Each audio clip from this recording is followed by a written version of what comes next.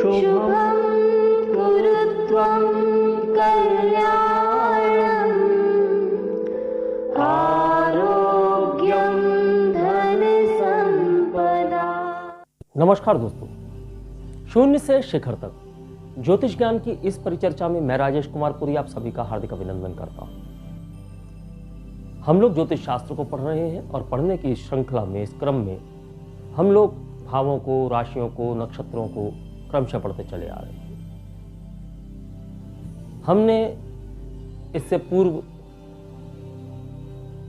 मूल नक्षत्र को पढ़ा और विस्तारित रूप से पढ़ा, और इससे पहले के सारे नक्षत्र हम पढ़ चुके हैं। हमने इससे पूर्व वृश्चिक राशि या लग्न को पढ़ा, उसका विश्लेषण किया, और वृश्चिक राशि से पूर्व की सभी राशियों का विश्लेषण भी हम कर चुके हैं। वर्तमान में हम भाव परिचय लेकर आए हैं, यानी आज के वीडियो में हम भाव परिचय की श्रृंखला को आगे बढ़ा रहे हैं।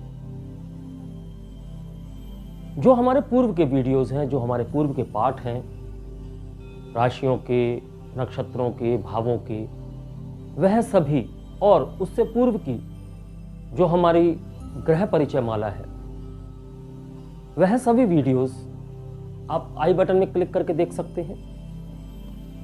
अनुरोध यही रहेगा कि क्रमबद्धता से देखें, इसमें लाभ आप ही को होने वाला है।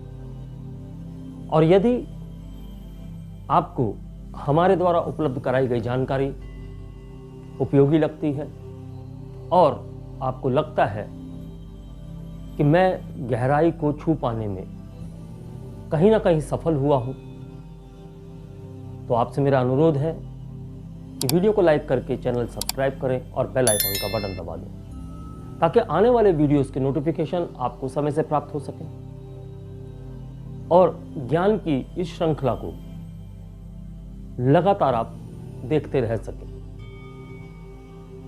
आज का पाठ प्रारंभ करते हैं। आज, जैसा कि मैंने आपको बताया, भाव परिचय। आज की हमारी पाठ संख्या है 73, यानी कि 73, भाव परिचय 9। आज हम अष्टम भाव को पढ़ने जा रहे हैं। अष्टम भाव, जिसे हम आयु भाव के नाम से भी जानते हैं, ब्रह्मांड में यह 210 डिग्री से लेकर 240 डिग्री तक विस्तारित होता है, और इस भाव का जो स्थिर कारक है वह है शनि। और जब हम इसके कारकत्वों की बात करते हैं, यानी कि हम अष्टम भाव से जातक के जीवन में किस किस पहलू को देखते हैं, तो सबसे पहले हम अष्टम भाव के कारकत्वों को समझ लेते हैं। और कारकत्वों को भी समझने से पहले हम यह समझ लेते हैं कि अष्टम भाव दुख भाव कहलाता है, क्योंकि 6, 8 और 12 को हम दुख भाव में गिनती करते हैं। हम क्या, ज्योतिष शास्त्र में भी 6, 8, 12 को दुख भाव माना जाता है। तो दुख भाव क्यों माना जाता है? क्योंकि यहां से आयु की बात होती है, आयु के साथ ही साथ यहां से मृत्यु की बात होती है। क्योंकि आयु है तो मृत्यु भी होगी, तो यहां से जब आयु पूर्ण होगी तो मृत्यु की बात हो जाएगी। इसीलिए आयु का जो व्यय होता है वह सप्तम भाव में होता है, तो इसीलिए सप्तम भाव को मारक भाव कहा जाता है। इसी प्रकार अष्टम भाव से जब हम अष्टम की बात करते हैं, तो अष्टम से अष्टम यानी कि तृतीय भाव होता है। भाव का व्यय भाव यानी कि धन भाव भी मारक कहलाता है। अष्टम भाव से आयु के अलावा हम लोग मृत्यु के कारण को देखते हैं, बाधाओं को देखते हैं। बाधाओं के अलावा हम यहां से अपमान की बात करते हैं, यानी व्यक्ति का अपमान जब देखना हो कि कब उसका अपमान हो रहा है, तो अष्टम भाव से हम यह बात भी देख सकते हैं। अष्टम भाव से हम दुर्घटना की बात करते हैं, और अष्टम भाव से ही हम अंग भंग की बात भी करते हैं। यानी कि कोई दुर्घटना हुई और दुर्घटना में व्यक्ति ने कोई अंग खो दिया, तो अंग भंग की बात हो सकती है। यहां से पाप की बात होती है, क्योंकि भाग्य, पुण्य का भाव हमारा यह धर्म का भाव है। तो धर्म की हानि यानी कि 12वां व्यय भाव, तो धर्म का व्यय हुआ ना, तो धर्म का व्यय होने से यहां पर इसे हम पाप का भाव भी कह सकते हैं, क्योंकि धर्म से पुण्य की बात होती है और उसका व्यय पाप में होता है। तो यहां से हम पाप की बात कर सकते हैं, यहां से हम जीव हत्या की बात कर सकते हैं। जब पाप की बात करेंगे तो जीव हत्या की बात भी कर सकते हैं। तत्पश्चात हम यहाँ से समुद्र यात्रा की बात भी करते हैं। लंबी यात्राओं की, समुद्र यात्राओं की बात अष्टम भाव से होती है। जैसे तृतीय भाव से हम छोटी यात्राओं की बात करते हैं और अष्टम भाव से हम लंबी यात्राओं की बात करते हैं, विदेश यात्राओं की बात भी करते हैं। लंबी बीमारी की बात भी यहीं से करते हैं, क्योंकि इसका जो कारक है उसे भी समझ लीजिए, शनि है। शनि एक मंदगामी ग्रह है, यानी अपनी एक राशि के अंदर यह 2.5 साल तक रुकता है। इसका गोचर 2.5 साल का एक राशि के अंतर्गत होता है। तो आप यह समझ सकते हैं, चूंकि मंदगामी है इसलिए हम यहां पर थोड़ी मंदगति की बात कर सकते हैं, तो दीर्घता की बात भी होगी, क्योंकि शनि दीर्घ है तो यह भी दीर्घ हो सकता है। तो दीर्घ बीमारियां जो होती हैं, लंबी बीमारियां, और लंबी होने के साथ साथ जो गंभीर बीमारियां होती हैं उनकी बात हम अष्टम से करते हैं। छोटे मोटे रोगों की, आने जाने वाले रोगों की हम छठे भाव से बात करते हैं। लेकिन जब गंभीर बीमारियों की बात आती है, ऐसी बीमारियां जो व्यक्ति के साथ ही चली जाती हैं या बहुत लंबे समय तक व्यक्ति को पीड़ित रखती हैं, ऐसी बीमारियों की बात हम अष्टम भाव से करते हैं। अष्टम भाव से हम खनन की बात करते हैं, खनिज की बात करते हैं, यानी कि गहराई की बात करते हैं। तो फिर गुप्तता की बात भी अष्टम भाव से होती है। जब गुप्तता की बात करते हैं तो जो गुप्त विद्याएं हैं, तंत्र, मंत्र, यंत्र, इस प्रकार की विद्याओं की बात भी हम अष्टम भाव से कर सकते हैं। इसके अलावा हम आध्यात्मिक विद्याओं में ज्योतिष ज्ञान की बात भी हम अष्टम भाव से कर सकते हैं, क्योंकि यह भी एक गूढ़ विद्या है, तो अष्टम भाव से उसे भी समझ सकते हैं। जब हम धार्मिकता की बात करते हैं, तो चूंकि हम धर्म की बात करते हैं नवम भाव से, तो नवम भाव का 12वां भाव अष्टम भाव है, तो धार्मिकता के पतन की बात हम यहां से कर सकते हैं।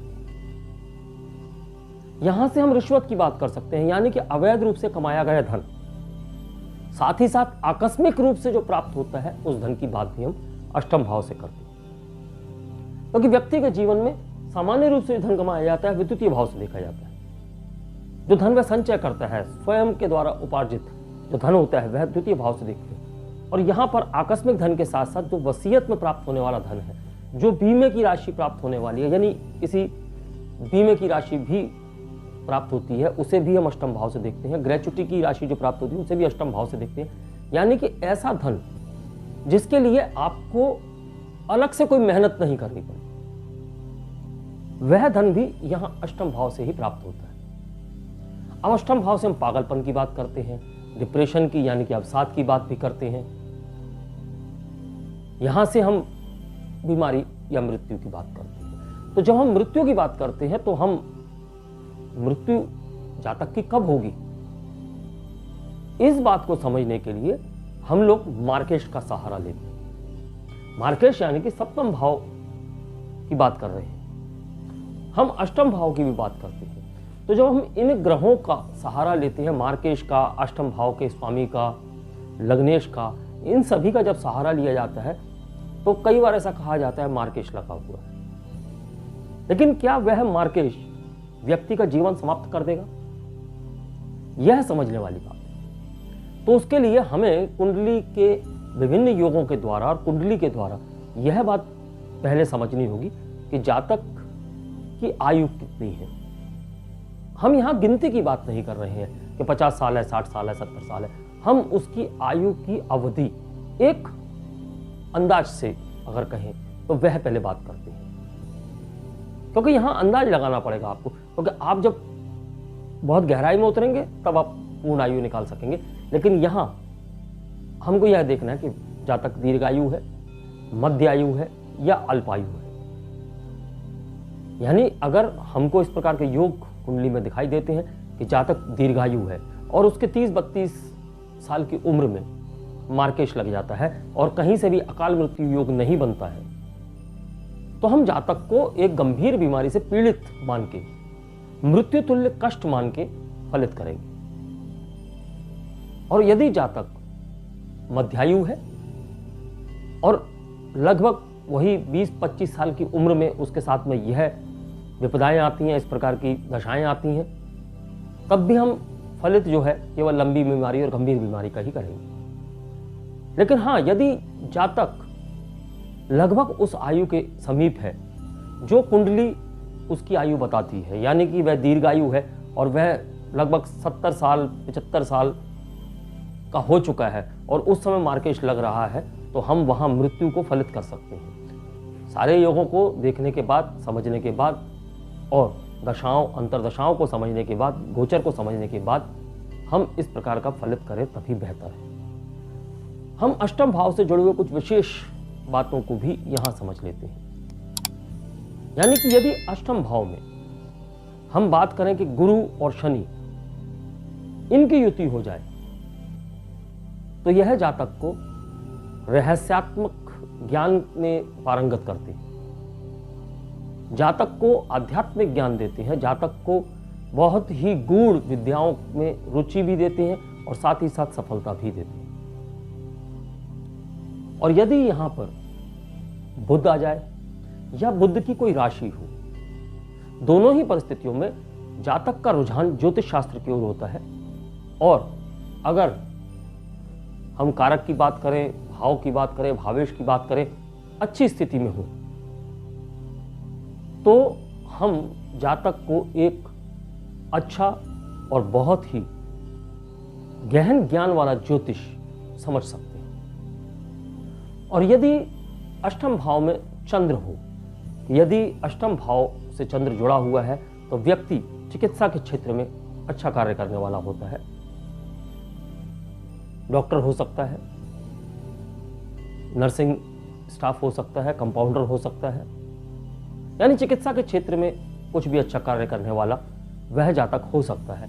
लेकिन अष्टम भाव में चंद्र का होना जातक के मन में विचलन उत्पन्न करता है। यह जातक खुश नहीं होते, इनके मन में किसी न किसी प्रकार का असमंजस चलता रहता है। इन जातकों के जीवन में मानसिक परेशानियां लगी रहती हैं और साथ ही साथ यह जातक उदास से दिखाई देंगे, उदासी इनके जीवन को घेरे रहती है। इन जातकों के जीवन में डिप्रेशन तक की बात कर सकते हैं। और यदि चंद्र यहां है और साथ ही साथ पीड़ित भी है, अशुभ चंद्र है, पीड़ित भी है और ऐसी कई परिस्थितियां चंद्र के साथ लग जाती हैं, अष्टम भाव का स्वामी भी पीड़ित हो, अष्टम भाव भी पीड़ित हो, तो ऐसी परिस्थितियों में जातक को हम पागलपन तक का शिकार कह सकते हैं। इसके लिए आपको कुंडली को विश्लेषित करके उसके संपूर्ण योगों को समझना होगा, तभी आप इस प्रकार का कोई फलित कर पाने में सक्षम हो। अब अगर हम बात करें कि यहां अब चंद्र की बात हो गई, अगर सूर्य साथ में हो तो जातक एक उच्च कोटि का डॉक्टर होता है, क्योंकि सूर्य से हम डॉक्टर की बात करते हैं, सूर्य से हम पद की बात करते हैं, सूर्य से प्रतिष्ठा की बात करते हैं। और यहां पर हम सहचर्य के नियम के अनुसार अगर बात करें कि यहां का स्वामी यदि सूर्य हो तो उसको अष्टम का स्वामी होने का दोष नहीं लगता, यानी कि सूर्य और चंद्र को अष्टमेश होने का दोष नहीं लगता है। जब हम सारे नियमों की बात करेंगे तब इस बात को भी समझेंगे और किस प्रकार से उसे लागू किया जाता है उस बात को भी समझेंगे। लेकिन चंद्र और सूर्य यदि युति बना ले तो जातक एक अच्छा डॉक्टर हो सकता है और अक्सर देखा गया है कि वह एक अच्छा डॉक्टर ही होता है। अब अगर हम दीर्घायु की बात करते हैं कि हम दीर्घायु किस प्रकार देखेंगे, तो सबसे पहले आप लग्न को देखिए, लग्न के साथ साथ लग्नेश को देखिए, लग्नेश के साथ साथ लग्न के कारक को देखिए। तो लग्न का कारक जो स्थिर कारक है वह सूर्य है। पहले इन सब चीजों को देख लीजिए। लग्नेश अच्छी स्थिति में हो, पीड़ित ना हो। पीड़ा का मतलब यह है कि दो या दो से अधिक क्रूर और अशुभ ग्रहों से पीड़ित हो रहा हो या अशुभ स्थान में गया हुआ हो या दुख स्थान में गया हुआ हो। इसी प्रकार भाव की जब बात करते हैं तो भाव पीड़ित ना हो तो भाव के लिए भी वही नियम लागू होते हैं। साथ ही साथ भाव अगर पाप कर्तरी योग में हो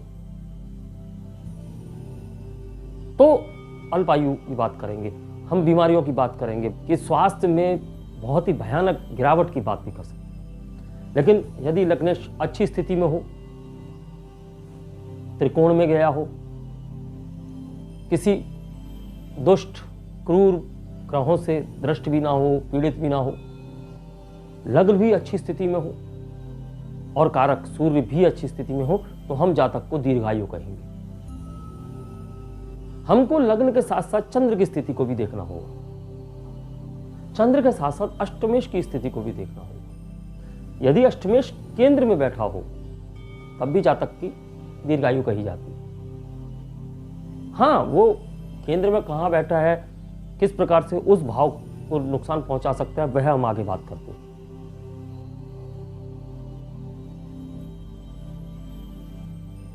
तो दोस्तों, यह था अष्टम भाव का वीडियो। इस वीडियो को हम यहां पर रोक रहे हैं, यानी कि यह आधी जानकारी है। क्योंकि अष्टम भाव से संबंधित यह वीडियो बहुत ज़्यादा लंबा हो रहा था, इसलिए हमने यह निर्णय लिया कि इस वीडियो को हम 2 भागों में विभक्त करके आप लोगों के समक्ष प्रस्तुत करें, ताकि इसे देखने में आपको सुविधा प्राप्त हो। तो यहाँ हमने अष्टम भाव के प्रथम भाग को प्रस्तुत किया और इसके द्वितीय भाग में हम बचे हुए पहलुओं को प्रस्तुत करेंगे।